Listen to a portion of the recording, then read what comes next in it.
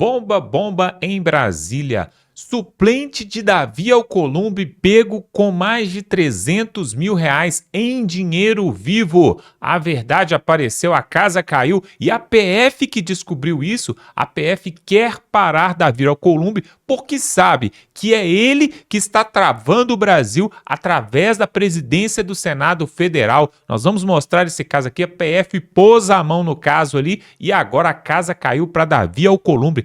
E ainda, nós vamos mostrar aqui neste vídeo, o Lula, durante um de seus discursos mágicos, fez uma acusação e uma ameaça gravíssima ao governo dos Estados Unidos que não gostou nadinha.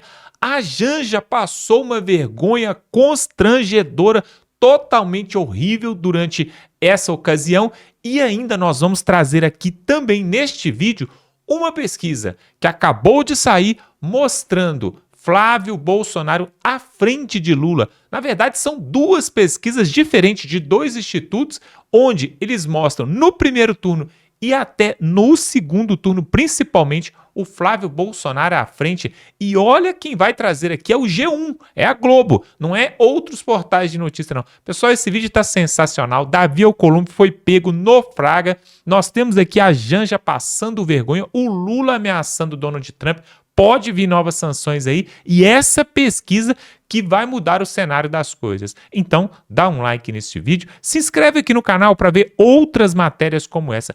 Vamos rapidinho ali com o pessoal da Ancapsu para ver essa questão do Davi Alcolumbre. A PF quer pegar ele, preste atenção. A situação do Davi Alcolumbre está ficando feia, hein? A Polícia Federal flagrou um segundo suplente de Alcolumbre sacando 350 mil reais em dinheiro vivo durante a investigação sobre desvios da DENIT, tá? E mais do que isso, tem conversa do cara pedindo para... fala com o Alcolumbre para liberar o dinheiro lá da nossa obra, lá da suplementação de não sei que lá, o que, não sei o que. Ou seja, tá mais do que na cara que é mais um núcleo de corrupção envolvendo o Alcolumbre, né? Mas você pode pensar assim, Peter, mas que novidade é essa? Todo mundo já sabe que o Alcolumbre é um lixo e tá ligado nesse caso do Banco Master, um monte de outras coisas. Pois é, mas isso daqui mostra uma coisa muito importante. A PF está sacando que o Alcolumbre é o obstáculo nessa parada, né? O Alcolumbre não quer a CPI do Banco Master, o Alcolumbre não quer o impeachment do Alexandre de Moraes. Por quê? Porque é lógico, ele sabe que ele tem que proteger o Alexandre de Moraes para proteger ele mesmo, né? E agora estão dando ali um tocozinho no Alcolumbre para ver se o Alcolumbre cai, né? Eu acho que se os senadores fizerem uma corrida agora, dá para dar um speedrun e derrubar esse gordola, hein? Eu sou Peter Turguniev, esse é o canal Ancapsu. Então tá aqui, ó, a Polícia Federal flagrou um segundo suplente de Alcolumbre sacando 350 mil reais durante a investigação. Aqui. Esse rapaz aqui, tá vendo a sacolinha aqui com dinheiro? O cara sacou em dinheiro vivo 350 mil. Cara, eu não sei como é que faz isso, cara. Tem que ter conhecimento no banco, né? Porque, porra, para sacar 5 mil reais no banco, outro dia eu fui viajar, queria comprar dólar, saquei 5 mil reais no banco, tem que avisar com antecedência, tem que mandar justificativa, tem que explicar um monte de coisa, né? Porra, um inferno, cara, para sacar 5... O cara saca 350 mil assim, não dá nada, não apita nenhuma luz lá no COAF, na Receita Federal, né? É o que eu falo, meu amigo, a coisa só funciona para fuder os pobres mesmo. É só os pobres que se ferram nessa história. Os ricos, os corruptos lá do governo, não tem nada, não pega nada para eles, né?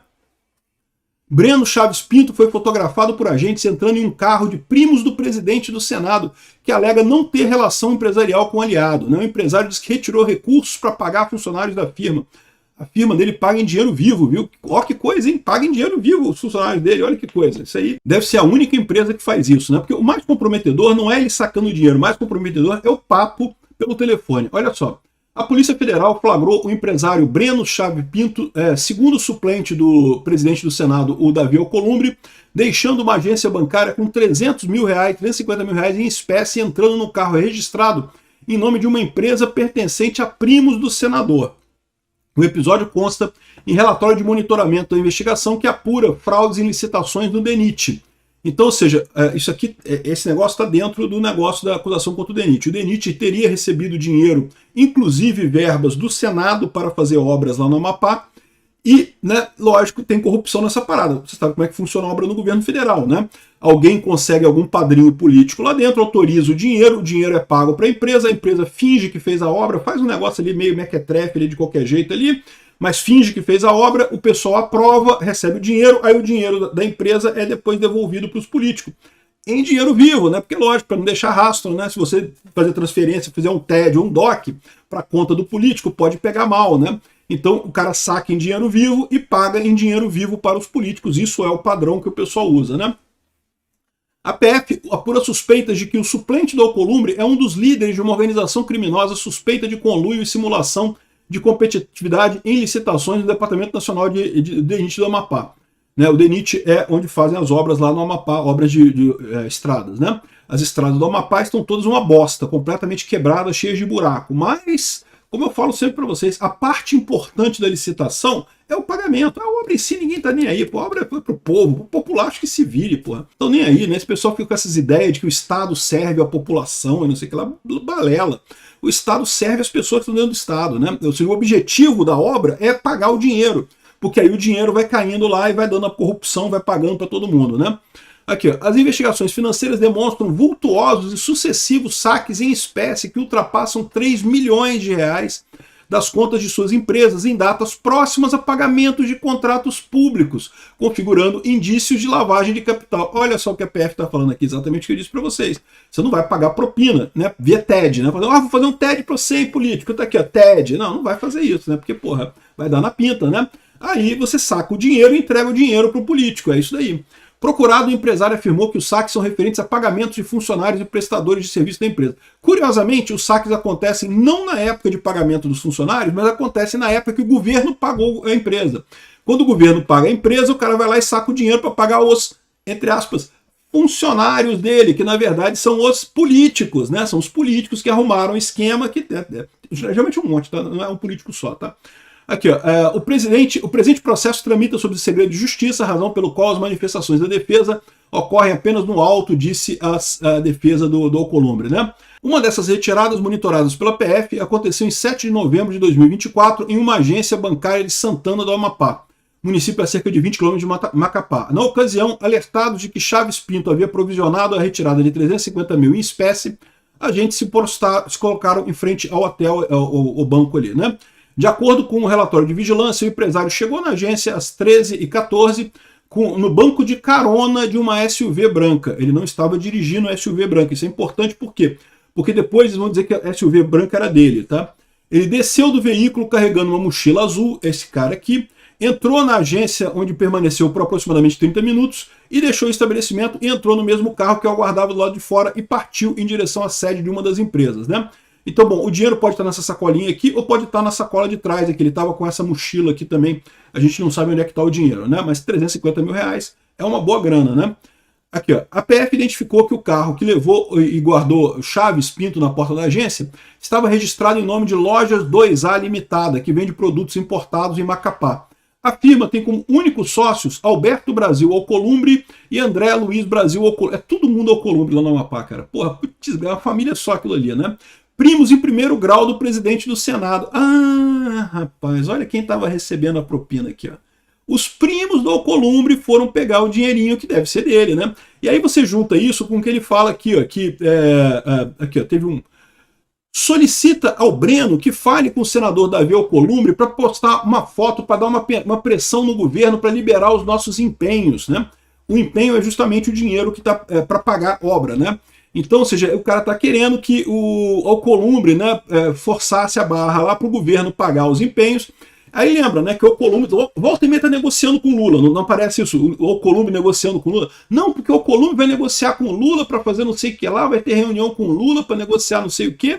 E aí tá o Alcolumbre aqui, o pessoal pedindo para o Alcolumbre nessa história pressionar o Lula para soltar o empenho para pagar a obra, para ter dinheiro para a galera, para dar dinheiro para todo mundo, né? A obra é uma bosta, né?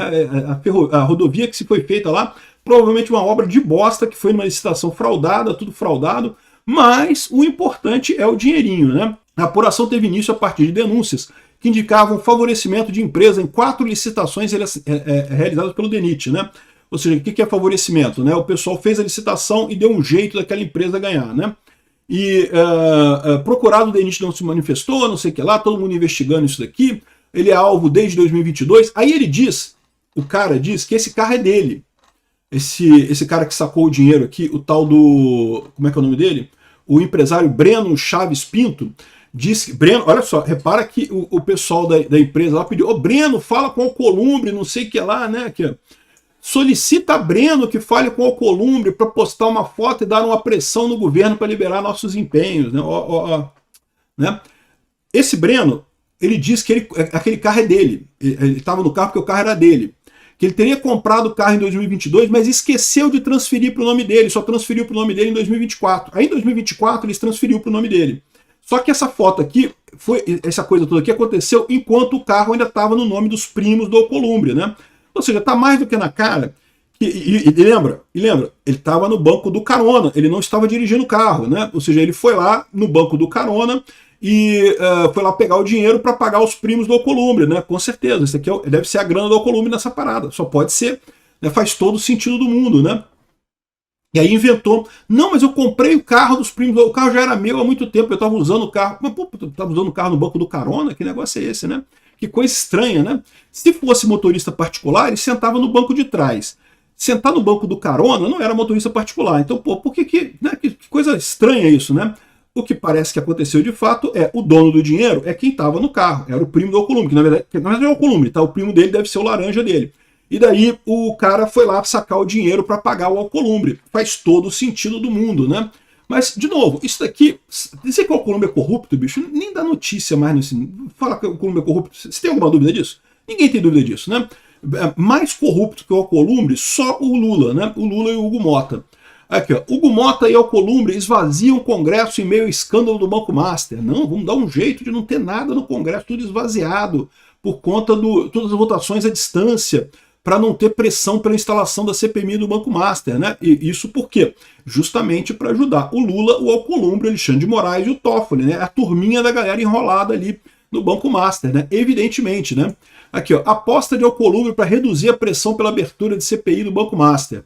Então tá aqui, ó, oficialmente a desculpa de Alcolumbre e do Hugo Mota para optar por sessões semipresenciais é que os parlamentares precisam estar em suas bases para fazer negociações durante a janela partidária, né? O período que o deputado pode mudar de partido sem o risco de perder o mandato. E daí, não, o pessoal tem que negociar. Pô, mas, meu amigo, você negocia em Brasília, não negocia na sua base. Pô, que negócio é esse? Não tem lógica nenhuma, né? Na prática, a medida ajuda a esvaziar Brasília e facilita que Alcolumbre e Mota fujam da cobrança para colocar em pauta os pedidos de CPI com assinaturas suficientes para instalação. Ou seja, o que está acontecendo nisso daqui? Né? O Alcolumbre está sendo o grande guarda-costas do Alexandre de Moraes e do Toffoli e do Lula também, porque o Lula não quer a CPI, né? É muito engraçado isso. O pessoal da esquerda diz que não, que a CPI do Banco Master é Bolsomaster, que é a direita, mas eles não querem a CPI, não. Por que não quer CPI, pô? Enfim, é porque pega o pessoal da esquerda, né? O fato da PF estar soltando essas informações aqui é interessante, vai derrubar o Alcolumbre. Vamos derrubar o Alcolumbre para fazer andar a investigação sobre o Alexandre de Moraes e o Toffoli. Alcolumbre, quanto mais tempo você fizer parte do problema, pior vai ficar para você. Eu sugiro que você passe a fazer parte da solução. Coloca o impeachment do Alexandre de Moraes para votar no Senado, Alcolumbre, que de repente tu se livra disso aqui, de repente isso aqui a pessoa meio que deixa para lá, não vai. O grande problema da PF nesse momento é tirar o Alexandre de Moraes e o Toffoli, porque sabe que não consegue andar com a investigação do Banco Master com esses dois no STF. E todos nós queremos a mesma coisa. Pois é, agora nós vamos ver o discurso de Lula, né? O Lula fez um discurso e pegou pesado com os Estados Unidos. Isso não vai ficar de graça. Pessoal, quando a gente pensa que não tem mais nada para acontecer, olha o que o Lula falou durante esse discurso, que isso vai custar caro para nós aqui brasileiros. Mais sanção, mais perseguição do homem mais poderoso do planeta, que hoje, no momento, pelo menos hoje, é o Donald Trump. E também a vergonha que a Janja fez ali, que passou de forma constrangedora. Confira aí, voltamos em seguida. Enquanto Lula falava uma série de besteiras durante uma reunião em Brasília e fazia uma provocação a um país específico, Janja foi flagrada em uma situação no mínimo constrangedora nesse mesmo país. Lula recebeu nesta segunda-feira, em Brasília, Cyril Ramaphosa, presidente da África do Sul. Veja só o que ele disse durante uma declaração conjunta à imprensa. Eu separei aqui alguns trechos e o primeiro que precisa ser destacado é esse aqui. Alguma coisa está faltando na nossa relação, querido companheiro. Você é um dos poucos presidentes que eu posso tratar de companheiro, porque você conhece o chão de fábrica como eu conheço. É no mínimo curioso ver Lula estabelecendo esse critério agora, já que até ontem ele chamava de companheiros tantos outros presidentes ou ex-presidentes que não necessariamente conheceram o chão de uma fábrica, como Nicolás Maduro, Fidel Castro, Xi Jinping, Vladimir Putin, entre tantos outros. Além de presidentes, Lula também sempre chamou de companheiros vários outros aliados, como seus companheiros de partido, independentemente da sua origem, e até mesmo empresários bilionários, como os famosos irmãos Joesley e Wesley Batista. Como você percebeu, o critério até então parecia ser apenas o alinhamento ideológico ou de interesses, e não a experiência em chão de fábrica. Só que o discurso que começou com incoerência teve sequência com mais uma daquelas omissões intencionais do petista. Veja só o comentário que ele fez sobre uma das ministras presentes. O Brasil é um país que tem um potencial extraordinário e tudo isso poderá estar à disposição das relações com a África do Sul, sobretudo na questão cultural. Está aqui a nossa ministra Margareth Menezes, além de ministra, cantora muito importante, cantora muito famosa, você tem que ver ela vestida para o carnaval desse ano. Você não vê aqui, não viu? Então é preciso levar essa nossa cultura um pouco para a África do Sul e trazer a cultura da África do Sul para o Brasil. Lula menciona que Margareth Menezes é cantora e menciona sua apresentação no carnaval, mas não menciona que, enquanto ocupa o cargo de ministra da Cultura, ela continua sendo financiada como cantora por governos petistas. Lula não menciona que, para esse carnaval de 2026, o governo da Bahia, do petista Jerônimo Rodrigues, resolveu simplesmente triplicar para R$1 milhão o patrocínio ao bloco de carnaval que, coincidentemente, teve o retorno de Margareth Menezes à sua liderança neste ano. Diante disso, eu me pergunto, será que Lula espera que agora o governo da África do Sul também passe a usar dinheiro público para financiar artistas militantes petistas? Pois é, só que a continuação dessa mesma fala de Lula tornou a situação ainda pior, pois ele veio com aquele tipo de piada que só ele pode fazer sem que isso gere repercussão. Não é possível que a gente não tenha dimensão de que nós não temos fronteira. Vocês perceberam que entre a África do Sul e o Brasil não tem fronteira? Olha o pedacinho de mar que tem na nossa frente. Eu dizia para o Ramaphosa, se ele quiser, ele senta na varanda da casa dele. Eu sento na varanda da minha casa, ficamos nós dois cumprimentando o outro, porque só temos um mar, sabe, que nos separa. Na verdade, não nos separa. O mar foi feito para nos unir. É uma piada. É óbvio que isso é uma piada. Só que se tivesse sido feita por alguém da oposição, o próprio Lula estaria nesse momento usando isso como argumento para dizer que a oposição é negacionista, é anti-ciência, é terraplanista, como tantas outras vezes ele mesmo já fez. Só que o comentário de maior destaque feito por ele nesse discurso ainda foi outro, e esse sim acabou tendo certa repercussão na imprensa. Veja só. Então, nós pensamos em defesa como dissuasão. Mas eu não sei se o companheiro Ramaphosa percebe que se a gente não se preparar na questão de defesa, qualquer dia alguém invade a gente. Claramente isso foi uma indireta para o governo dos Estados Unidos. Mas vem cá, que motivo o Brasil teria para ser invadido? No caso do Irã, concorde você ou não com o método norte-americano, é fato que o regime autoritário de Ali Khamenei representava uma ameaça a todo e qualquer país cuja cultura fosse diferente daquilo que a religião deles considera como correto. Eles nunca fizeram questão de esconder isso. As lideranças do regime faziam esse tipo de ameaça publicamente e ainda financiavam grupos terroristas que colocavam isso em prática. O Brasil representa esse tipo de ameaça para que Lula demonstre esse temor agora? Outro motivo poderia ser a existência de um regime ditatorial que, além de ter aparelhado todas as instituições do seu país para que pudesse se perpetuar no poder, ainda comanda um cartel que trafica drogas para dentro dos Estados Unidos, como era o caso do venezuelano Nicolás Maduro. E aí, o Brasil se enquadra nessa classificação para que Lula demonstre agora esse temor? E um terceiro motivo seria a existência de facções criminosas que, além de já terem dominado vários territórios dentro desse próprio país, ainda tivessem tentáculos atuando em outros países, como dentro do território norte-americano. Nesse caso, a intervenção seria para dar fim definitivo a essas facções, como o governo norte-americano tem sinalizado interesse recentemente em relação ao Brasil e o governo Lula tem feito de tudo para impedir. Se fosse este o caso, a pergunta que eu faço é: o cidadão brasileiro de bem consideraria positiva ou negativa essa invasão? E eu já aproveito e pergunto, o governo Lula e o STF vão considerar a minha pergunta anterior como uma incitação à violação da soberania nacional brasileira ou como um simples apelo de um pai de família que deseja o mínimo de segurança no país em que o seu filho está crescendo, já que as autoridades brasileiras definitivamente não são capazes ou não têm vontade de garantir isso? Pois é, só que enquanto Lula mandava essa indireta para os Estados Unidos, em seu discurso aqui no Brasil, Janja estava justamente nos Estados Unidos. Em mais uma de suas voltas turísticas pelo mundo, bancadas com o dinheiro do cidadão brasileiro, a primeira-dama foi enviada a Nova York pelo governo Lula como representante do Brasil para a Comissão da ONU sobre a Situação das Mulheres. Apesar de ter aparecido em fotos no evento e de ter postado vídeo ao lado de 3 deputadas brasileiras de esquerda que a acompanharam, uma do PCdoB, uma do PT e uma do MDB, Janja acabou sendo flagrada mais uma vez fazendo comprinhas em Nova York. A foto começou a ser compartilhada por alguns perfis nas redes sociais que diziam que ela estava na loja da Apple, mas na verdade a foto foi feita na loja de roupas da marca japonesa Uniqlo, a mesma em que ela foi flagrada fazendo compras também em setembro do ano passado, quando viajou ao lado de Lula para Nova York. Ironicamente, na semana passada, Janja foi nomeada pela FAO como campeã da boa vontade na luta contra a fome.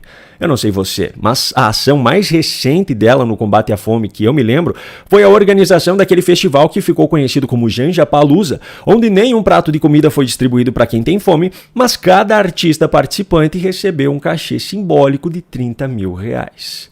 Dando continuidade à sua incoerência, a primeira-dama agora aproveita a viagem bancada com o dinheiro dos impostos do cidadão brasileiro, inclusive daqueles que passam fome, para fazer umas comprinhas em Nova York, já que lá, mesmo sendo em dólar, vale mais a pena comprar do que aqui no Brasil, o país governado pelo marido e pelo partido dela. Pois é, e agora nós vamos mostrar aqui a pesquisa para presidente do Brasil em 2026, mostrando um grande salto do Flávio Bolsonaro. Saiu aqui no portal da CNN Brasil no segundo turno, porque o que importa é o segundo turno. O primeiro turno é um monte de gente, a gente não sabe o que acontece, mas no segundo turno, Flávio Bolsonaro do PL contra Lula do PT, Flávio com 48,8% e o Lula com 40,5%. Calma, nós vamos mostrar uma outra pesquisa ainda. Nessa pesquisa aqui que saiu no portal da CNN Brasil, está aqui, ó, foi pela Apex Futura. É uma empresa muito consolidada, que acertou bastante nas últimas eleições, vale ressaltar isso aqui, e mostrando o desespero do Lula, que pela primeira vez pode não se reeleger. Ele conseguiu se reeleger lá atrás, no seu primeiro mandato, só que agora parece que não vai conseguir. E aí, pessoal, para quem é mais cético, para quem não acredita muito nas coisas, está aqui, ó, G1 eleições, para não dizer, né, que nós estamos tendenciosos, só que o G1 vai mostrar aqui algo muito interessante, intenção de votos para presidente segundo turno entre Lula e Flávio Bolsonaro. E aqui eles vão mostrar uma coisa que é interessante, a evolução. Preste atenção nisso aqui que eu tenho para mostrar. 48 pontos, depois o Lula caiu para 46, 45, chegou a 41. O Flávio Bolsonaro no início, lá atrás, quando fizeram as primeiras pesquisas, 32, 36, 38, agora 41, empate técnico, de acordo com o G1, mas nós sabemos que a realidade das coisas, o Flávio Bolsonaro está muito à frente. E aqui tem um outro levantamento que eles fizeram aqui, eleitores independentes, né? Um outro tipo de pesquisa. Aqui a coisa já fica pior para o Lula, segundo aqui a Genial Quest. Essa pesquisa do G1 é da Genial Quest, já é um outro instituto, mostrando que o Lula estava lá em cima e ele caiu lá para 27 pontos. Está aqui, ó, 27 pontos. Já o Flávio Bolsonaro começou aqui com 23, estava com 21, 26, agora está com 32 pontos num provável segundo turno entre eleitores independentes, eleitores que não votam nem no Lula, nem no Bolsonaro, mas que têm a sua opinião. Ou seja, pessoal, isso mostra o seguinte, é por isso que eles estão desesperados ali em Brasília, é por isso que eles não querem a direita voltar, porque eles sabem que se Flávio Bolsonaro vencer, ele dá o indulto, anistia, seja lá que nomes for, para Jair Bolsonaro no dia 1º de janeiro, ele coloca 2 ministros no Supremo que são conservadores no ano que vem e, ainda mais, vai dar uma canetada liberando ali os presos do 8 de janeiro E aí muita coisa vai mudar no Brasil, pessoal. Por quê?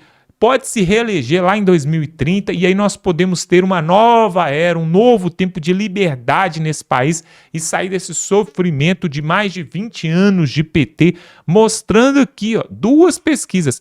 Essa aqui que saiu na G1 pela Genial Quest e ainda aqui está aqui, ó, CNN, a pesquisa da Apex Futura, confirmando também num segundo turno.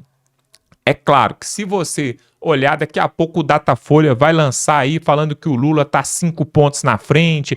Só que todas essas pesquisas, na verdade, elas não valem de nada. O que vai valer mesmo é lá no dia da urna. E esse ano, o povo brasileiro tem um motivo a mais para se alegrar e para ficar muito esperançoso. Por quê? O André Mendonça e o Cássio Nunes vão estar à frente ali das eleições pelo TSE. Então nós temos mais segurança no processo eleitoral. Eu quero saber de você, o que você acha? Você acha que este ano vai dar mesmo para a direita voltar e realmente colocar uma pá de cal, tampar o caixão mesmo do Lula, do PT, dessa era esquerdista no Brasil e a gente passar para um novo tempo, um novo formato?